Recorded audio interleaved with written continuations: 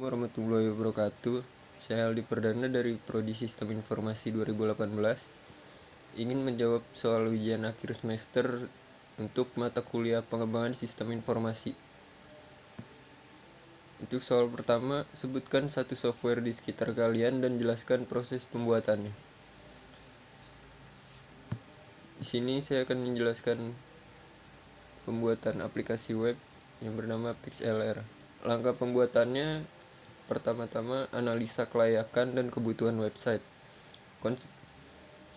Penting untuk menganalisa arah tujuan dan sasaran pelanggan dari bisnis yang dibangun sebelum akhirnya dapat melangkah ke tahap selanjutnya. Langkah kedua, siapkan requirement dokumen yang akan menjadi kompas utama dari pengerjaan proyek. Langkah berikutnya untuk menentukan persyaratan requirement.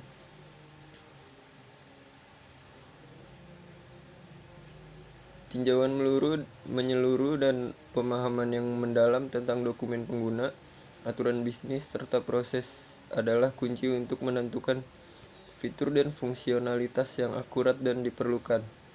Ini adalah langkah yang signifikan dalam proses pengembangan dan titik di mana ruang lingkup proyek yang diuraikan dalam dokumen dan rincian persyaratan produk aplikasi web akan diproduksi.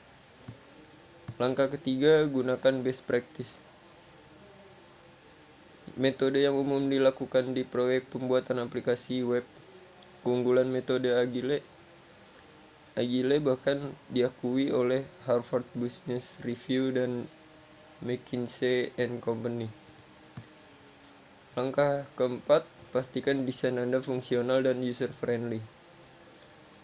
Dalam tahap desain, software arsitek, programmer, dan developer dapat menyusun dokumen desain terperinci yang menguraikan dengan tepat bagaimana aplikasi akan memenuhi persyaratan yang ditentukan.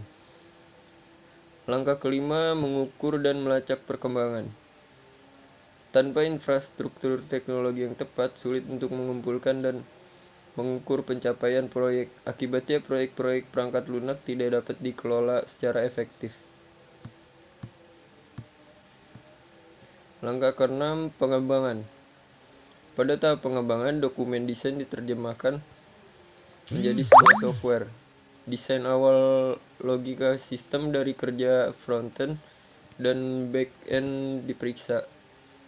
Apakah semua blok utama akan berfungsi dengan benar secara bersamaan?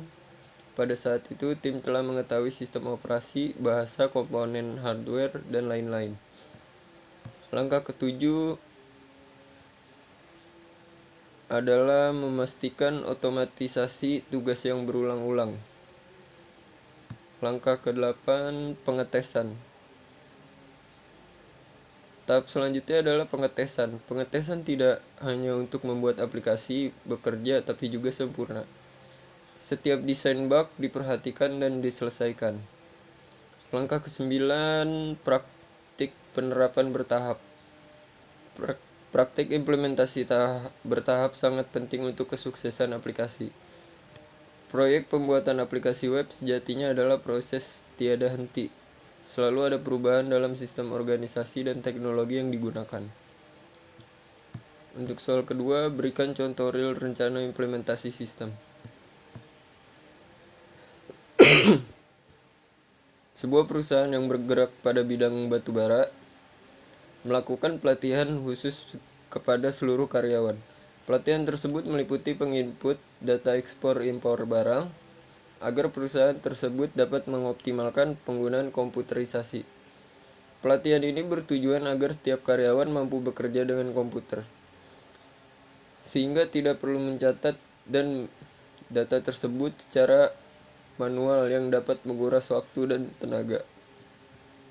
Maka dari itu diperlukanlah software ekspor impor barang yang meliputi penginputan, sorting, update, dan lain-lain.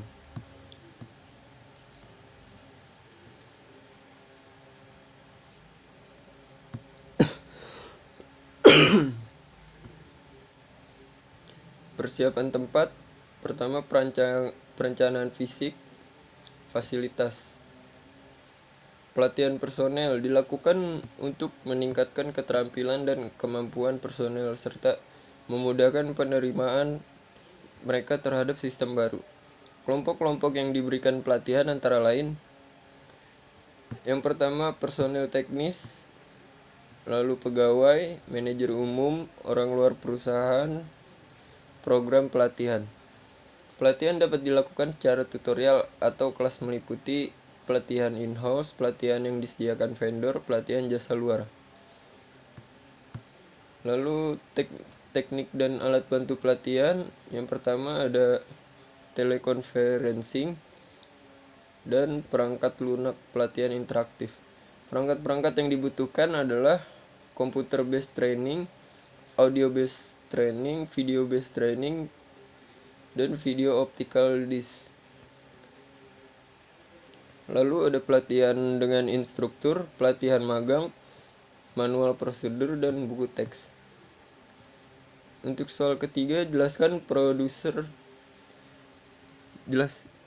prosedur untuk meningkatkan maintainability. Prosedur untuk peningkatan maintainability: yang pertama, menerapkan SDLC dan SWDLC. Yang kedua, menspesifikasikan definisi data standar. Yang ketiga, menggunakan bahasa pemrograman standar. Yang keempat, merancang modul-modul yang terstruktur dengan baik.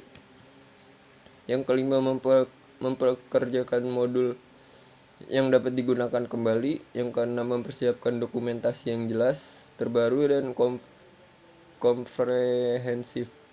Yang ketujuh, menginstal perangkat lunak, dokumentasi, dan soal-soal tes di dalam sentra. Untuk soal keempat, jelaskan perbedaan antara real-time processing dengan online processing. Perbedaan antara real-time processing dengan online processing: